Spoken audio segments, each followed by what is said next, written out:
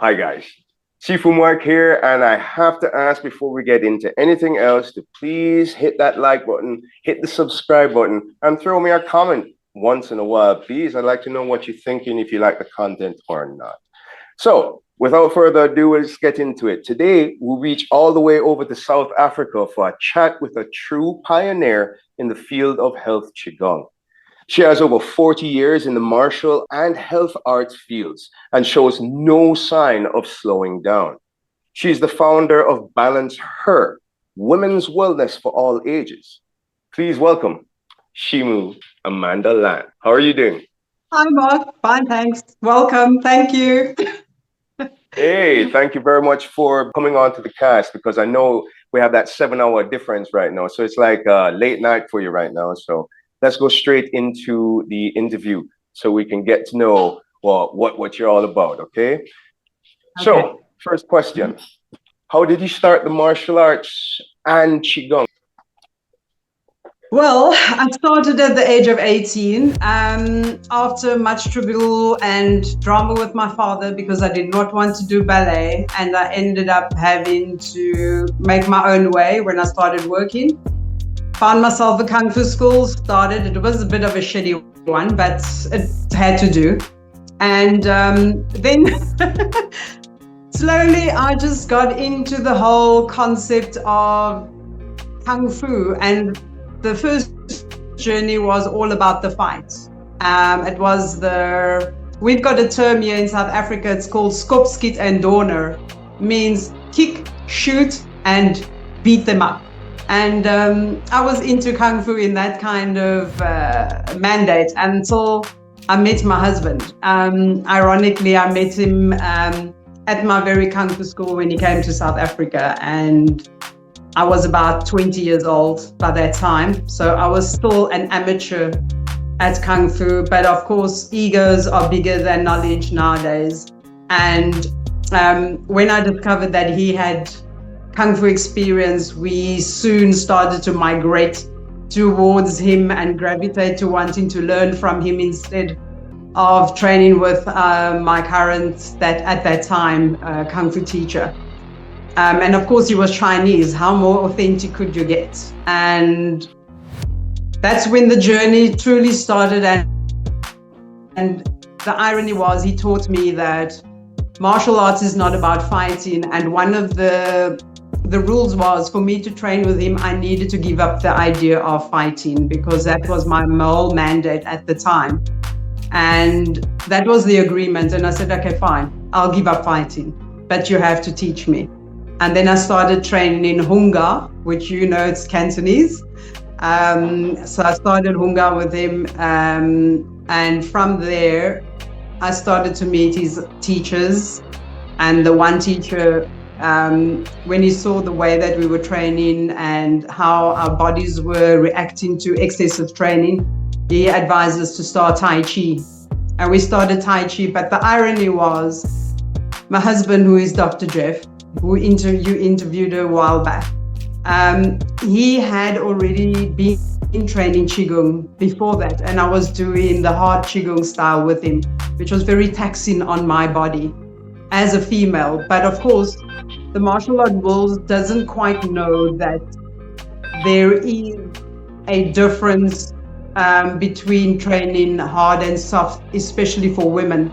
And what actually happened over that time of me training from the age of 18 to where I had my first child when I was 27, the depletion in my body, because I was working as well full time. I had a career as a textile designer, and then we also started our Kung Fu center as well so we were doing multiple things, and what happened was I started to get ill, but I didn't see that. I just thought it was exhaustion. And then I carried on training. I was training up to 8-9 months while I was pregnant, gave birth. I was back on the training floor within 2 months, and I was back full swing, and I was doing Shaolin, very little internal. And then 3 years later, I got pregnant again. And I had my daughter. And the irony was, that's when I bit the bullet. I had burnt myself down to such a point that I had ended up going to the doctors where they wrote me off and they said, that's it. We can't do anything for you. And to cut a long story short, I ended up doing acupuncture and Qigong for 2.5 years. I had to give up my teaching. At that time, I was teaching fighting Sanda, and I was teaching Shaolin. And I was also teaching women's Qigong, which was Yen Qi Qigong, which is very specific to women. But I was not really into the internal styles because I had this mental thing. I think being raised in a male dominant world and always having to showcase yourself and always having to prove your mandate and to show that you're good enough as a woman and you can stand on par. What happened was, because I was doing that all the time constantly, I just realized that was it, and I started to lose my hair. I was gray, and my teacher looked at me and said, oh my God, you are going to kill yourself. And I looked at him and I was like, but prior that already, he was telling me, you must stop teaching Sanda. You must do more internal. And I just ignored it. And it took me 2.5 years to recover. But during that time, I couldn't do anything. The only thing I could do was stillness meditation. To the point that, which people cannot realize, is that I was so depleted that I couldn't advise me not to even raise my arms when I did meditation. I just had to sit, do no breathing techniques, zero movement, zero nothing, only focus on stillness and heal. And that is how bad my body had become. And of course, that was actually the start of where I started to realize that women in martial arts, but women in sports, women in the arena of playing that game. I call it a game because it is a game at the end of the day, where we walk between two worlds, male dominance world and a women's world. We tend to have no balance. So that's where the concept of BalanceHER actually started. I was starting to do workshops with women because I used to teach women's self-defense, and I found that women were incredibly violent. And I used to joke with them, and they'd always tell me, yeah, and I'd ask them, why do you want to do martial arts? Why do you want to do self-defense? And their response was always, oh, I want to kill the person that comes near me. And I said, are you mental? Like, how is it possible that you have this capacity to want to kill someone? Do you understand the concept of killing? Have you ever killed something in your life?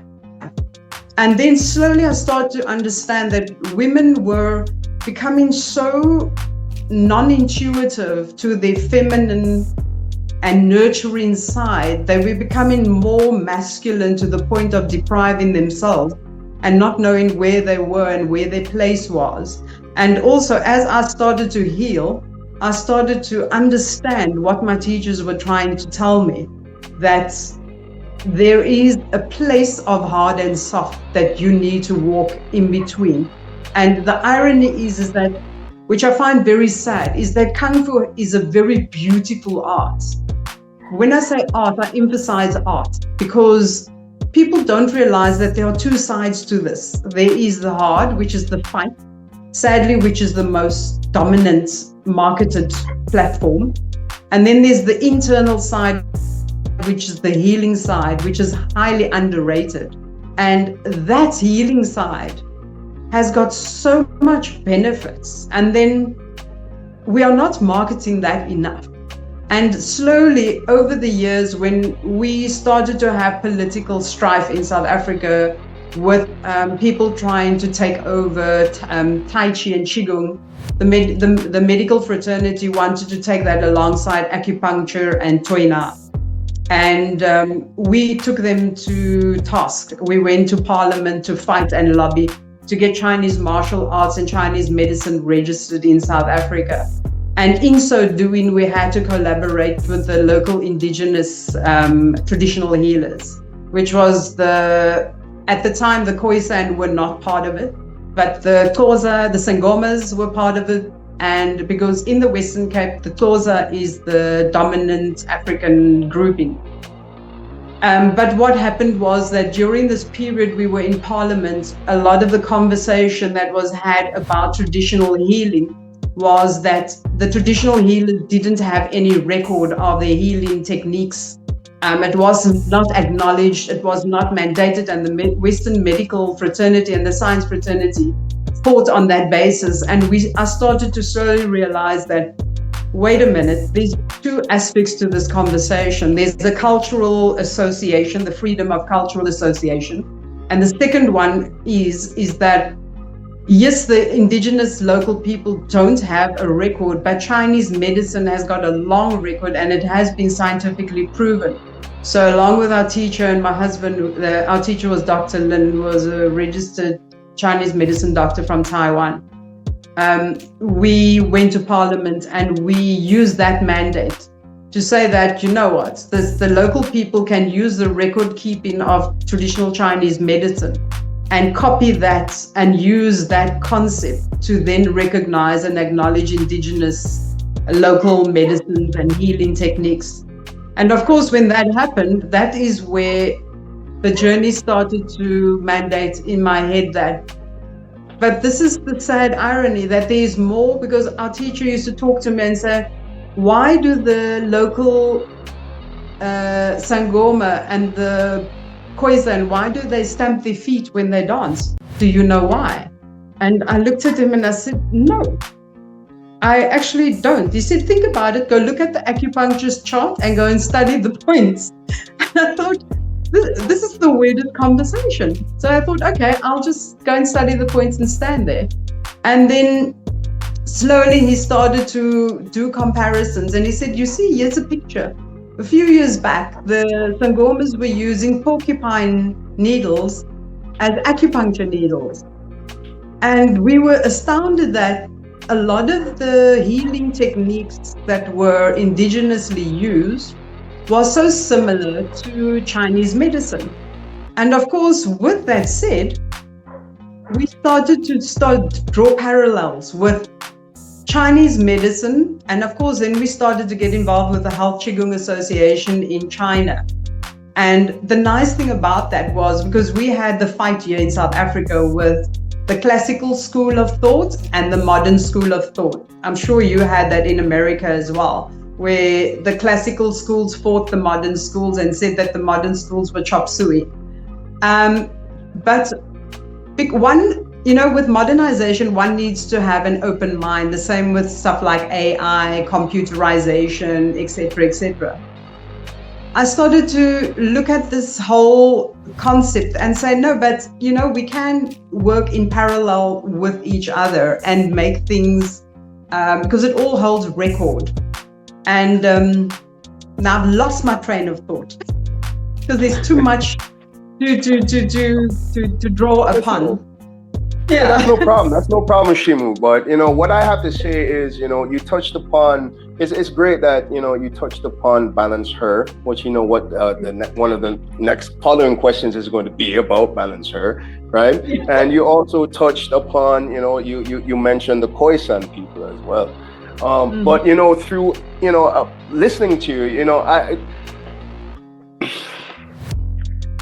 modern technology makes it so easy for us to just reach across the world and talk to people, right?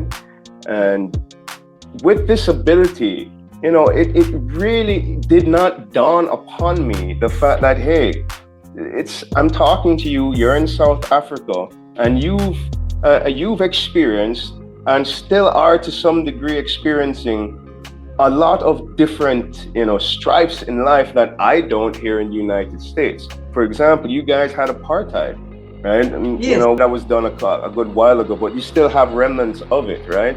So to the point where it's like, I had no idea that even Chinese martial arts and, Chinese health practices along, so it's not just prejudice against the black races, but it's also prejudice against any other race, right? Because now you're telling me that you had to register Chinese martial arts, Chinese health practices, literally had to be registered in order to be, legally practiced properly. So one, I'm mind blown by that one fact, right? Because of course I've never experienced something like that. But of course, now that you've touched upon those parts, right, it's a great segue for me to get into our second question, right? But let's go ahead and lopside it, because you said BalanceHER first and then the Khoisan people after. So let's go ahead. You and even connect to one of your last points, right? Who are the Khoisan people? So the Khoisan people are indigenous to the Western Cape. They are the First Nation, even though they are not mandated or acknowledged in South Africa since the democracy had been initiated and all the peoples were being recognized. We've got 13 official languages that have been recognized. And the Khoisan is sadly not one of them, this is where the battle has been fought since democracy started in South Africa. And only today are we now reaching a sort of cornerstone where they are sort of getting a little bit, I call it handouts here and there, to acknowledge their sacrificial, what we call it, the holy places, acknowledging that they exist, acknowledge that they are inbred in the peoples of the Western Cape. So the Western Cape is very much a slave area. You'll find a lot of brown people like me. So we are very much integrated. We from slavery, Indonesia, Malaysia, Dutch, French, German, gosh, you name it, Khoisan, the Xhosa, the Zulu, everyone that came down to the Western Cape is what comprises of the people of the Western Cape. So, and Southern Africa, specifically the Western Cape. And they are the people that were the first people that taught, for example, our armed forces. They used to do tracking, and they used to track the spoor. Spoor is, in English, tracking the footprints of the animal when they go hunting. So they taught the armed forces how to do this tracking. So they were the first people that showed us how to use the indigenous plants on the Western Cape coastline for herbology and healing purposes. That's why today we have rooibos tea, red bush tea, which is very famous. We've got the African potato, the sour figs, which we use for throat to help with the lung problems.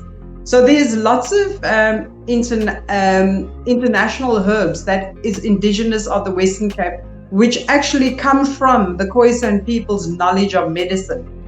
So it was kind of sad that they were not acknowledged. And I personally, when I started this program for BalanceHER, I wanted to find something that connects us back to make the youth understand that, yes, you're learning Qigong, but what makes it that I need to identify with this and makes it that it's part of my life, that I can identify in the way that it makes it part of where I come from.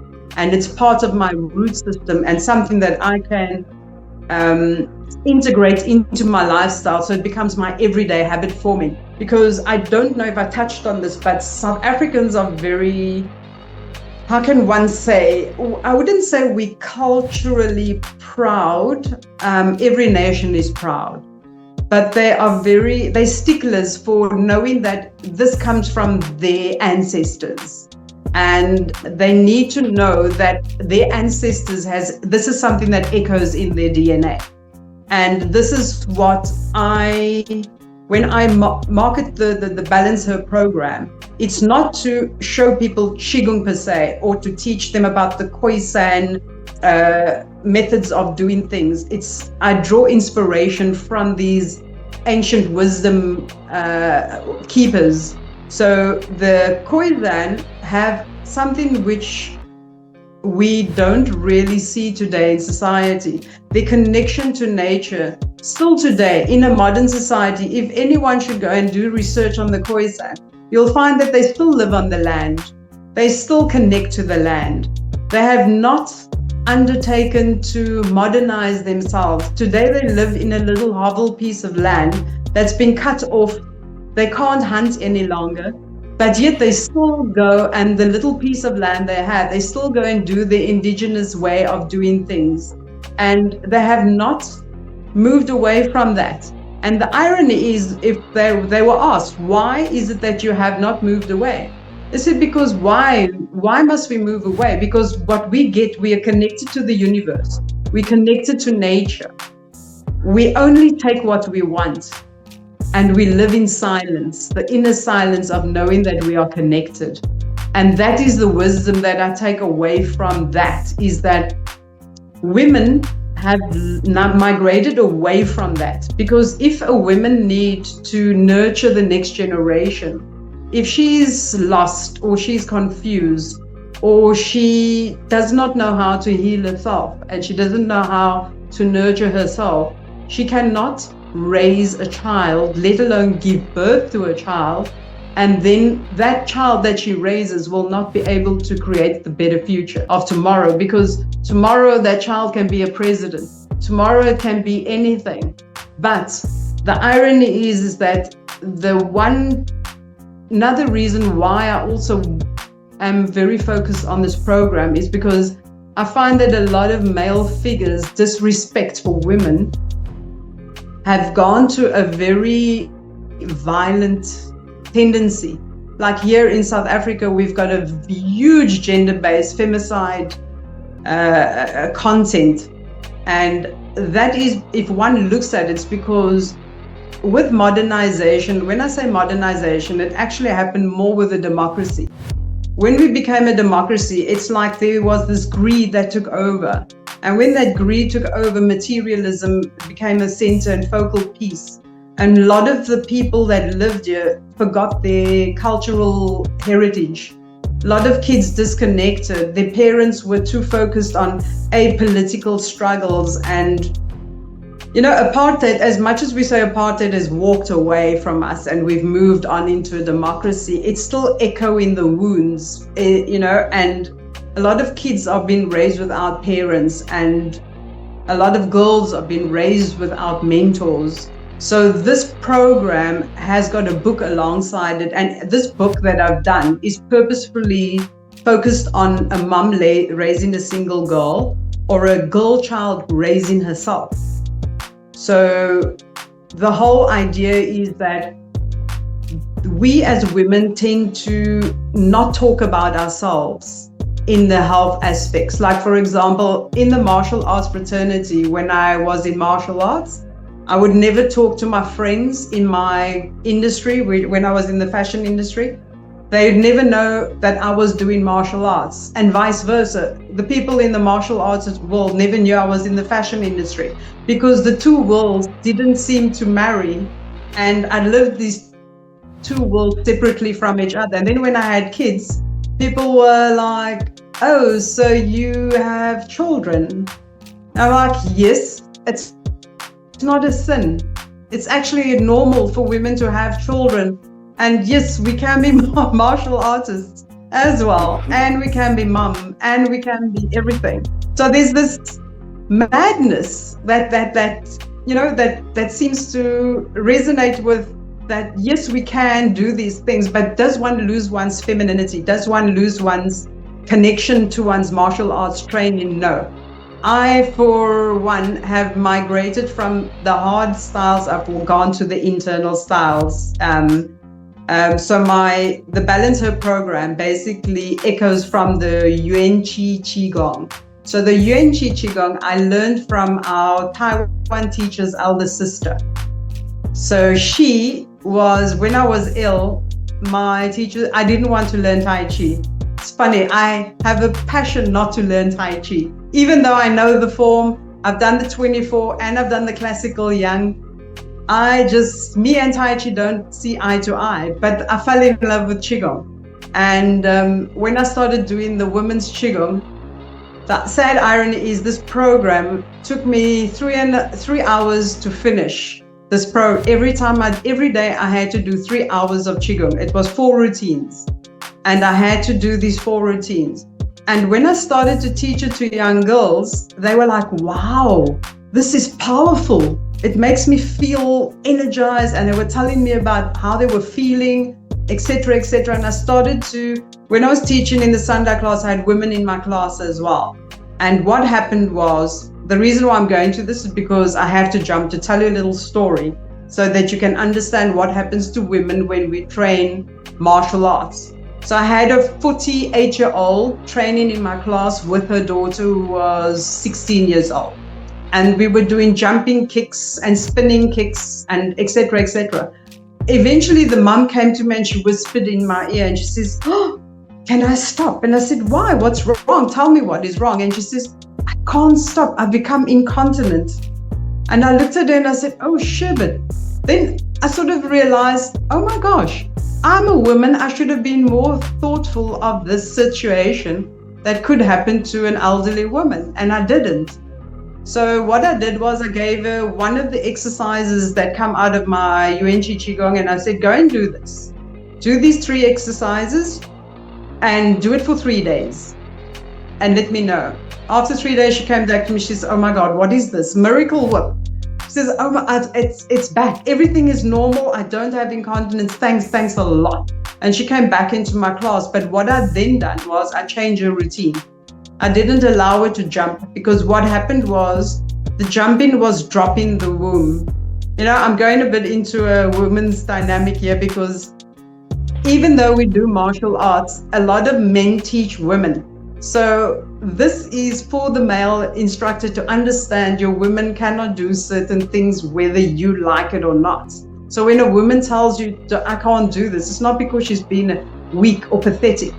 It's because her body dynamics doesn't allow it, because there are things going on inside her that actually is contraindication for them to do certain techniques, because certain techniques do harm the woman's body. I've experienced this countless of times. It happens so many times to so many young girls, so many women in my class. So this is how this program is actually designed for this. It's an awareness program, you know, and ironically, when I did this, my husband turned to me and he says, "Hey, all these exercises you're doing, men can do it too." So I said, "Of course, yes, they can, but they just can't do the certain massages, that's all. But other than that, it's the same thing." So I said, "Yeah, it's the same thing." So it can be used both ways. But I decided to focus on the female dynamics much more because I believe that women have lost their space. And if one looks at the perspective of sport, you know, there isn't any sport that's designed by women for women. It's not, and if there is one that's designed for women, it's always about weight loss. It's about looking thin. It's about looking waif-like.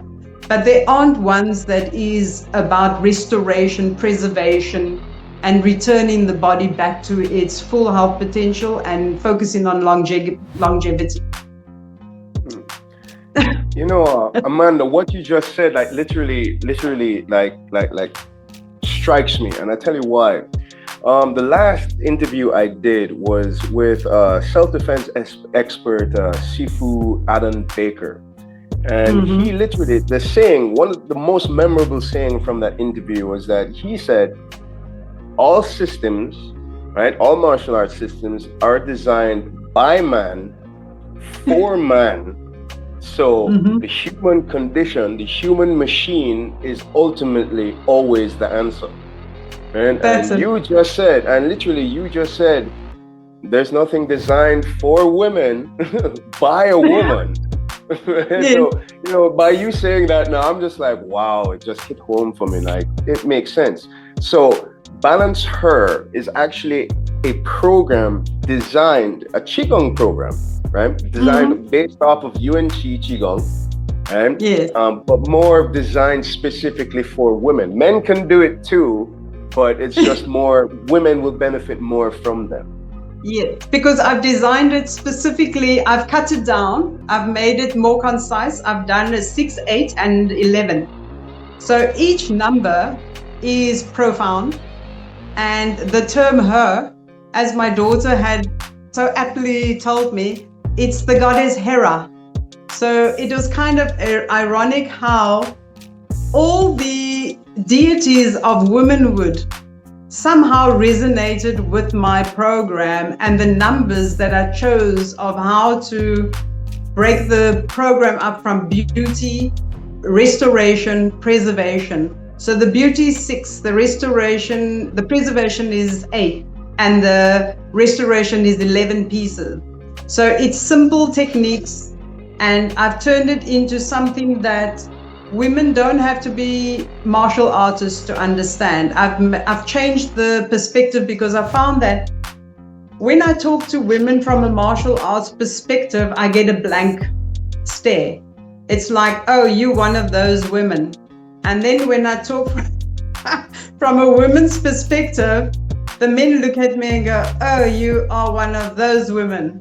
And I was like, okay, fine. So let me find a happy marrying ground where I can use indigenous ancient knowledge, use Qigong, use Chinese medicine, and then use the concept of where women have hormonal problems using second spring. Second spring is the Asian term for a woman going through menopause. In the West, it's a curse. In Asia, it's beauty. Because we have become rejuvenated. We no longer have the kids at home. In some cases, nowadays, every kid's come home. And, you know, and a lot of women have, by this time, they've gone through maturity and they no longer have the drama of having to prove a point. Look skinny, have makeup, no makeup, have hair can't be gray. Those kind of material concepts. And the nice thing is that this program can be done, because now I'm working on one for the little girls, because I found that, you know, South Africa's got a sad reality. We've got kids raising themselves. We have, because of HIV, parents dying of HIV. Then we have kids orphaned early.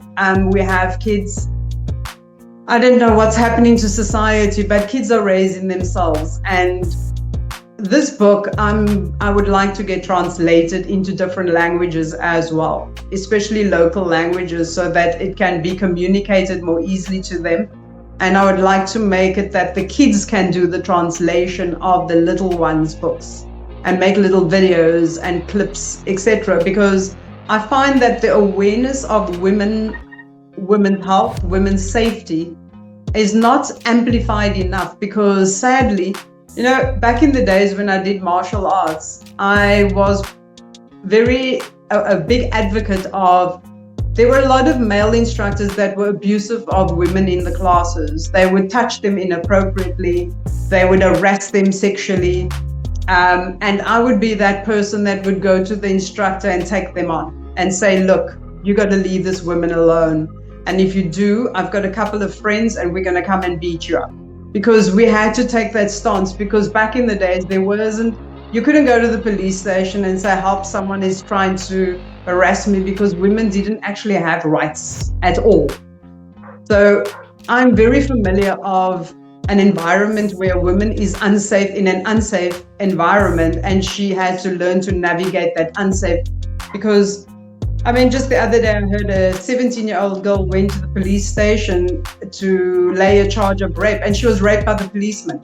So, you know, these are the situations and the realities we sit with in this situation and day and age. So I think, you know, from a martial arts perspective, my program, you know, is a nice way to enter into the male dominant arena, because we're very hierarchy male in South Africa, because, you know, traditional culture, it's very much a male's world in this situation. So I find that my women that are abused at home cannot come to my programs if it's a martial arts program. If I'm running a self-defense program, they cannot come to my class, because the man will tell them straight, no, you cannot go. So the book and the videos that I wish to create is going to be a health program, women's wellness, talking about hormones, fertility, etc., etc. So it's a guise. It talks about inner silence to help women to nurture and to raise good kids. In the meantime, it's actually got an underlying lesson as well, that this is how you look after yourself. These are the factors that you need to take care of. these are the spaces that you can and cannot navigate. And how do you navigate that? That's important. And I think from that perspective, this program will grow. I know for a fact, because over the years, I've seen the neglect and the spaces where women's safety generally is not appreciated, and it's not advocated, and it's not spoken to. I mean, it just is not there.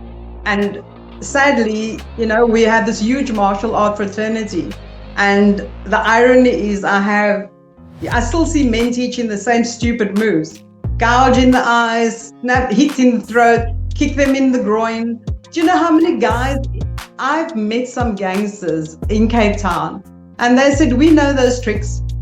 I don't get why these martial art guys are still teaching that nonsense. And and this is where the sad irony is. The playbooks are done. It's finished. You cannot play that book any longer.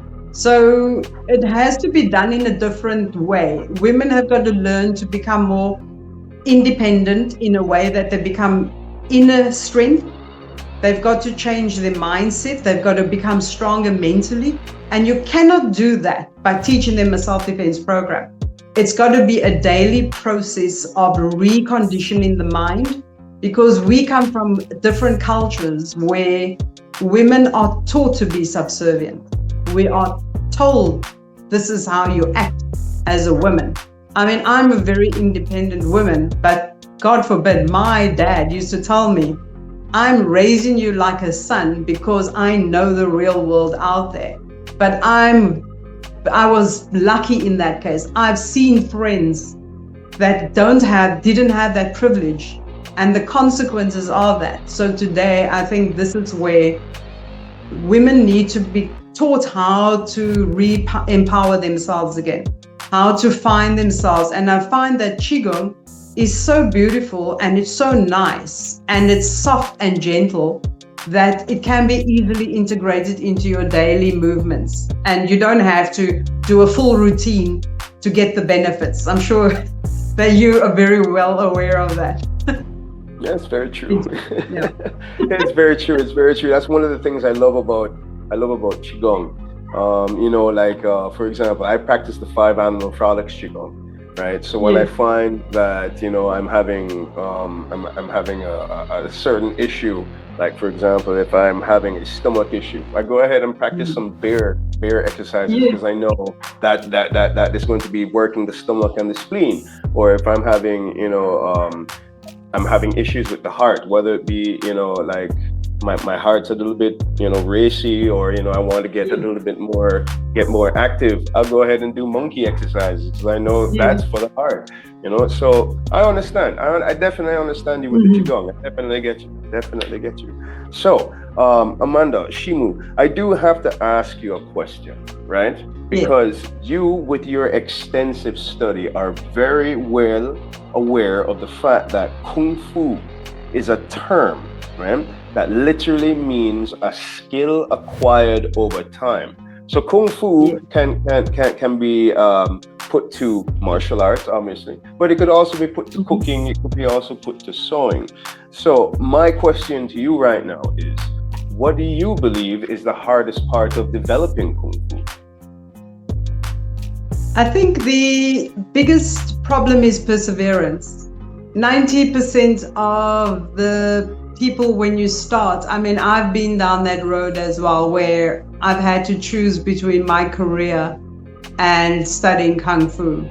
And the irony is that the minute I found that I had arrived at a point where I finally got to know who I was, how I was standing on this earth, what my identity is, I found that the fashion industry was so fake. It was so delusional. It thought it knows everything by creating these false nuances and facades to make people believe. And then each day I used to go back to work, I used to struggle to understand how I could be in this world and yet be in my martial arts. And many a times I'd go, but I like this so much. So then I'd give up on my training. And then when I give up on that, I find like something's missing inside. And then I return again, and then I find, oh, this is my comfort. So I think one needs that perseverance. And sometimes I know perseverance sounds like a very easy word, but I think it's more like learning to fail, return, push forward, fail, return, push forward. So to me, that's perseverance, what it means to me. And I think that's what Kung Fu has taught me. It's also to acknowledge that part of my failure is my ego. And it's trying to come to terms with, like, where do I see myself in this big picture? And also, if I do Kung Fu, for who am I doing this for? Am I doing it for myself? Am I doing it to entertain myself? Am I doing this for the betterment of society? Because, you know, with Kung Fu, because I'm an artist as well, I find that it has allowed me to explore the world that much better through my expression. So when I look at something, I see differently, I smell differently, I taste differently, I experience differently. So, you know, I think from that perspective, that is what Kung Fu will do for anyone if they just persevere. So I think that's a single word: persevere. It's beautiful what you said. I mean, how that came out, because you're just like, look, all right, perseverance, it sounds like a cookie cutter answer, but really, like perseverance is a lot easier said than done, because persevere, you have to fail a lot in order to classify as persevering. As I said, before our interview, remember I told you I like the way how you answer questions, because you answer it thoroughly. So let's go right ahead, right? How has your training, both martially as well in your health Qigong and so on, right, influenced your life? Oh gosh, that's a huge one. It's done it in different ways. As a kid, I was antisocial and introverted. I only believed in my own company. I never made friends easily. I used to look too deep into people. If I didn't like your personality, I wouldn't be your friend. And of course, that caused a lot of animosity with my parents, because they thought I'd never make friends, etc. And then, of course, as I got older and going to school, I started to socialize, and that's, it still didn't help socializing. And then when I started doing, and I started working, once again, I just worked 13 hours, 7 days a week, put my time or life into my work. So I'd go from one extreme to another to hide away. Then when I started Kung Fu, I started to discover me. And as I started to discover who I truly was, I liked and I didn't like who I saw, and I think that is why I ran away from stuff like meditation and Tai Chi, because it allowed me the time to slow down and to actually breathe and to know who I am and see where I'm coming from. And I think the irony was, as I learned my Kung Fu, I started to also learn how to integrate it into my art and to my career. I started to use the fighting skills as a form of strategy. The same techniques that I would drill shadow sparring on the floor, I would use that in my workplace when I started to have conflicts with people. Conflicts because before, when I was younger, if you said something, I would beat you up. There wasn't I didn't have a filter. It would be, I'd go from one extreme to the other, and I had very bad temper. I used to smash the doors in the house. Could I cut you for a second there, Amanda? Yeah. Shimu, let me ask you this, right? Because I've heard people say this a lot, right? I mean, and I know I have my own, I have my own way of I express it the same, and I have my own meaning. Everybody has their own meaning. But when you say that you use the same strategies in combat as you would in a personal confrontation at work, right?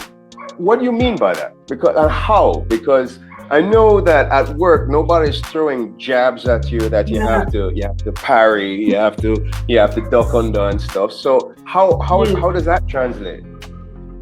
Okay, so I think simplistically put, it's very strategic thinking. So I would go, this person's coming at me. My normal reaction would be to slap them, but socially I would get fired. And it's just not okay. That kind of reaction doesn't work in the real world. You would go to jail. So there's consequences. But now you have to start thinking, so if I were to slap her, this is the consequences. How would you deal with this in another way? And then I would think, okay, in a sparring, I need to deflect. How would I associate deflection in a real world scenario? So I started to understand how to learn the gift of the gab, talking. So I'd use strategic talking. So I would say it's like sparring conversation. So when someone tells me something, I would go, well, but in the meantime, when I start to go, I'm actually trying to put my temper at bay and not to allow the temper to take over my body. Because obviously then all logic flies out of the window. So that same scenario, I think it's not really using the sparring technique per se to deflect. It's using the analysis of breath control, calming the body, and refocusing your mindset and stop being reactionary. Because the biggest problem we have today is that I find that if someone tells you something, you need to, but you said that. Now, no, you go, okay, you digest, pause, breathe, think about it, and then go. So that sort of technique is what I am more sort of pointing towards, is that reconnecting yourself, centering yourself, calming the breath, calming the mind, and then just giving yourself the space to open up that negative confrontation and just sort of moving back a little bit. As you're saying that, right? Yeah. And you're saying I'm using my words to like kind of go around the situation. As soon as you said that, I just thought of the word and the action, pivot. Because when someone punches, you pivot out of it so you can come on to the other side. So that's great. That's great. I love the way how you explain things. It's great. So remember that phrase for you. Remember pivoting. I've got a bad memory when it comes to words. No problem. I've actually had a student one day. I was trying to explain that very circumstance you're talking about, where you're going pivoting around, and I couldn't get to the word. And I looked at them and I said, I want you to circumnavigate your opponent. And they looked at me and said, what? Okay. I understand. To go around. Yeah. No, but you know what? That's actually a correct word to say. Go around the person like that. Yes. Same thing. Pivoting. Yeah. That's great. That is absolutely great, Shimu. So knowing these little nuances, it's great stuff. It's great how you've taken your life experiences and then put them, not only your life experiences but your cultural experiences as well, as you put them into BalanceHER wellness for women of all ages. There was something you had said earlier that still stuck in my mind. Right before you had said that you had lost your train of thought, you had made a comment about how the Khoisan people use porcupine needles like acupuncture. So was it hard for you to find some kind of, parallel between your Khoisan background and, your Qigong, your Chinese health practices? Was it easy to put those two together? It was kind of, I have a saying where I sort of walk through life and I just leave it to the universe. And the irony was, when I started this program a few years back, it had different names and I introduced it to both women and men. And for some odd reason, I just didn't feel comfortable because it didn't have a narrative. And I always felt that somehow being born in Cape Town has given me so much heritage and authenticity and connect, and also the greatness of being able to understand nature and how nature works within me and without me. And that to me was very profound. And I thought, to honor the people that saw this would be more profound than to just do another martial arts / wellness / originally this program was called Kung Fu Rise for Women. And I looked at this name and doesn't do it for me. It doesn't hold anything. And that was a few years back. I had launched the web page, I've done the program, everything, and I immediately shut it down. And I went, you know what, to myself, I said, sometimes I have conversations with myself where I say, this is not ready. You have not made it authentic. You have not given it its space. You have not validated what you are trying to say, what you are trying to get out there.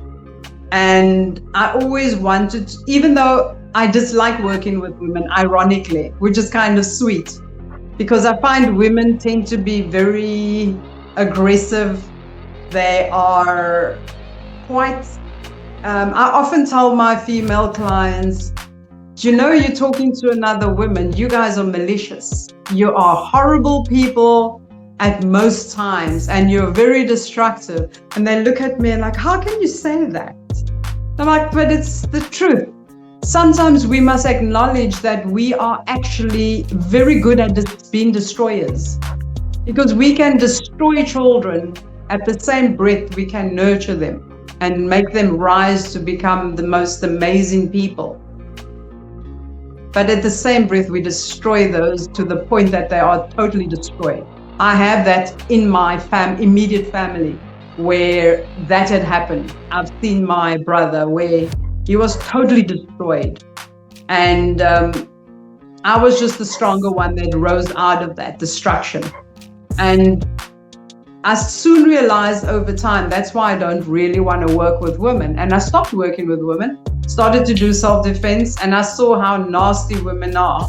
I mean, a 23-year-old shoulder throwing a 68-year-old woman over shoulder to prove a point.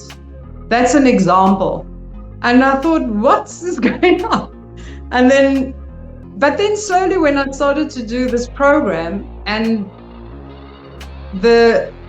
looking at the Khoisan, and the one thing that was very profound that they always use is that they always say, if you want to hear me, you need to remain silent.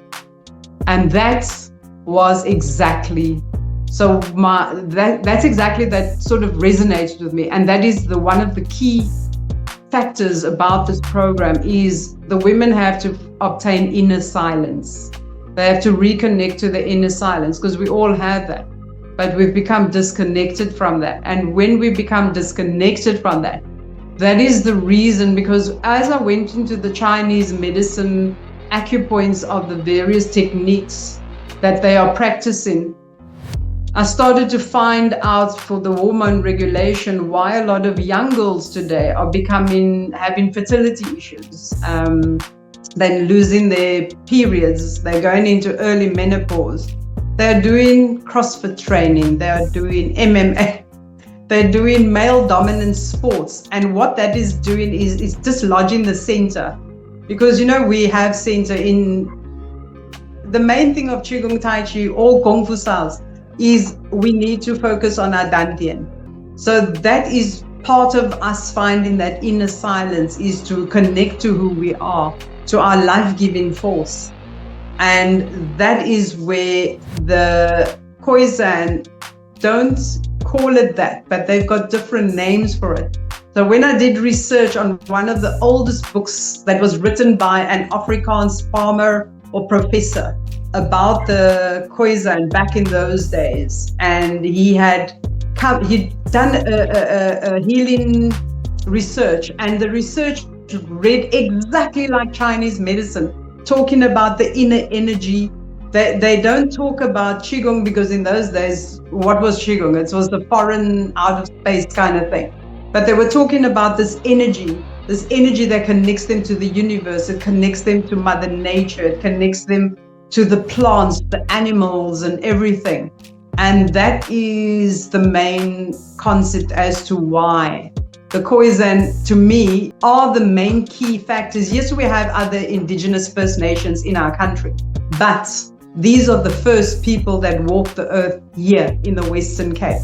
So, of course, for me, being in Cape Town and Table Mountain being one of the focal energy points in the world, we are lucky that the energy here, when the Chinese teachers come and they are here in Cape Town, they say, oh my gosh, the energy in Cape Town is unbelievable. And that, to me, is why the program has to have its core entity right here in Cape Town. So people can learn the program. It doesn't matter what culture, what persuasion. It doesn't affect anyone from a religious point of view. It doesn't affect anyone with their culture. If you are Hispanic, or you are Khoisan, or you are Xhosa, Zulu, you can easily take the program and melt it into your cultural heritage. It's not something that you have to go and learn Chinese medicine, Chinese. You will know the acupoints and you can relate it to your culture and say, oh, in my culture, we do it like this. And there are recipes as well. In my culture, when I'm preparing for fertility, I will eat this type of soup and make this kind of recipes, etc. So my whole idea is to get people to reconnect, especially women, to reconnect to the ancient mothers. So from grandmother, that normally would be handed down. In today's society, that knowledge is broken. It's no longer there. So I'm trying to get the new generation to go back and meet with the elders, get the information, hold it, and if they can record it, to record it for their particular generation. Because we don't lose this information. It's in our DNA. It's the funniest thing is, I've had this conversation with so many people, and when I tell them, just think about it, I'm going to tell you something about your body. Now think, what did your mother or your grandmother or your aunt or your great granny tell you about it?